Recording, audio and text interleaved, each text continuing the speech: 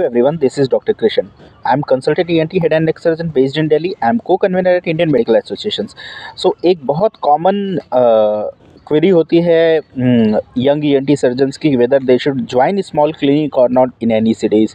सो एक मेरा important suggestion है, based on suggestion they can decide whether to join or not. होता क्या है, ENT में काफ़ी प्रोसीजर्स होते हैं जिसमें एक रिस्क होता है, एक हिडन रिस्क होता है डायर कॉम्प्लिकेशंस का.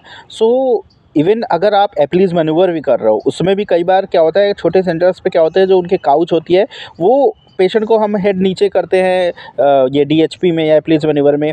सो वो कई बार क्या होता है, आप ध्यान नहीं देते, हार्ड वो प्रॉपर काउच जो सर्जिकल काउच होता है अगर वो नहीं है, किसी पर्टिकुलर बेड का कन्वर्टेड है, तो वो क्या होता है, वो टॉपल डाउन कर जाता है, उससे पेशेंट को हेड ट्रॉमा वगैरह हो सकता है. मैं एक एग्जांपल ऐसे दे रहा है, ऐसे और भी एग्जांपल हो सकते हैं. सो आपको बड़ा केयरफुल रहना है. आपको पहले ऐसे ही नहीं कि मैंने वहाँ ज्वाइन किया क्लिनिक और एसेस कर दिया अपने सारे प्रोसीजर्स वहाँ करना. बेटर है आप वहाँ के पेशेंट्स हैं उनको किसी दूसरे क्लिनिक पे ले जाओ जहाँ आपको पता है कि आप पहले से प्रैक्टिस करते हो, वहाँ पता है माइनर OT है, प्रॉपर फैसिलिटीज़ है, वहाँ करो. अगर जब तक आप एसेस नहीं कर लेते कि यहाँ सारी फैसिलिटीज़ प्रॉपर है, तब तक नहीं करो. नहीं तो क्योंकि कॉम्प्लिकेशंस होता है ना, तो उससे क्लिनिक ऑनर या जो वहाँ क्लिनिक का मैनेजर होता है वो क्या करता है, वो पल्ला झाड़ लेगा, फिर वो डॉक्टर के सर पे आता है. क्योंकि कोई भी प्रोसीजर है, इसकी रिस्पॉन्सिबिलिटी सोलेली तो डॉक्टर की मेनली होती ही है. तो ये समझना है, कोर्ट भी as a medical legal expert I can say that court भी इस बात को एक्नॉलेज करता है कि वो डॉक्टर की ही रिस्पॉन्सिबिलिटी मैक्सिमम है.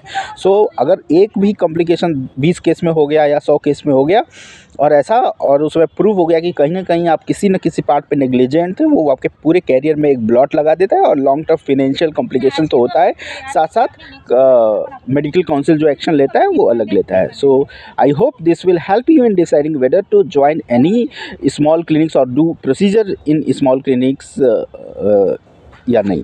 Thank you.